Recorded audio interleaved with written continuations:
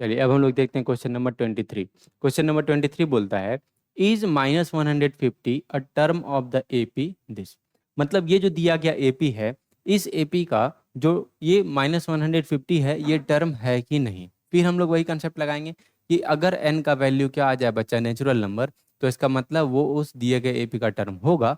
और अगर एन का वैल्यू नेचुरल नंबर नहीं आएगा तो वो उस दिए गए एपी का टर्म नहीं होगा। ठीक है, तो सबसे पहले हम एपी देखते हैं। क्या एपी है बच्चा? 11,8,5,2 और इस तरीके से डॉट डॉट डॉट।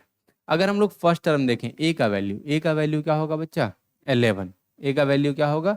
11। और अगर हम लोग कॉमन डिफरेंस देखें तो डी का वैल्यू क्या होता है? A2 minus A1। और A2 का वैल्यू क्या है यहाँ पर? 8 माइनस A1 का वैल्यू है बच्चा 11। तो इसका मतलब क्या? -3। यानी कि ए का वैल्यू होगा हमारे पास क्या बच्चा? 11। और डी का वैल्यू क्या होगा हमारे पास? -3। ये आ गया। अब बोला कि ये -150 इस दिए गए एपी का टर्म है कि नहीं। ठीक है, तो हम क्या करेंगे, इस 150 को, -150 को किसके इक्वल करेंगे? टीएन के इक्वल करेंगे। और अगर यहाँ पर एन का वैल्यू एक नेचुरल नंबर आता है, मतलब -150 इस एपी का टर्म होगा। और अगर एन का वैल्यू यहाँ पर नेचुरल नंबर नहीं आता है तो इसका मतलब वो इस दिए गए एपी का टर्म नहीं होगा। चलिए अगर हम लोग टीएन का फॉर्मूला देखें तो क्या होगा बच्चा? A plus N minus one into D, और ये किसके इक्वल होगा? -150 के इक्वल होगा।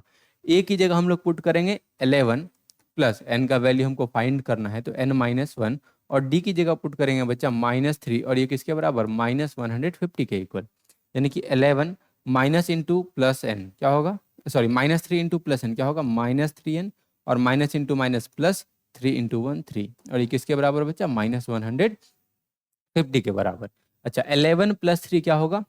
14 माइनस 3n, और ये बच्चा -150 के बराबर। प्लस 14 जाएगा उधर तो क्या होगा? -14, यानी कि -3n इज इक्वल टू, पहले से है इधर बच्चा -150, और प्लस 14 जाएगा तो क्या होगा? -14, यानी कि -3n किसके बराबर होगा? -164 के बराबर। अब देखिए दोनों तरफ माइनस है तो माइनस माइनस कैंसिल हो जाएगा। मतलब 3n का वैल्यू किसके बराबर है? 164 के बराबर है। तो n का वैल्यू क्या हो जाएगा बच्चा? 164/3। क्लियर है? अगर हम लोग यहाँ पर देखें n का वैल्यू क्या कट रहा है? ये नहीं कट रहा है। क्लियर है? 6 4 जा 10, 6 + 4 10, और 10 + 1 11। 11 जो है 3 से नहीं कटता, मतलब 164 भी बच्चा 3 से नहीं कटेगा। तो n का वैल्यू आएगा क्या? देखो n का वैल्यू आएगा 3 5 जा 15, और यहाँ पर 14 हो जाएगा, 3 4 जा 12, 54 होल 2/3। फिर यहाँ पर n का वैल्यू बच्चा नेचुरल नंबर नहीं आया। ठीक है, तो हम लिखेंगे here here n is not a natural number. Here n is not a natural number. यहाँ पर बच्चा n जो है वो नेचुरल नंबर नहीं है।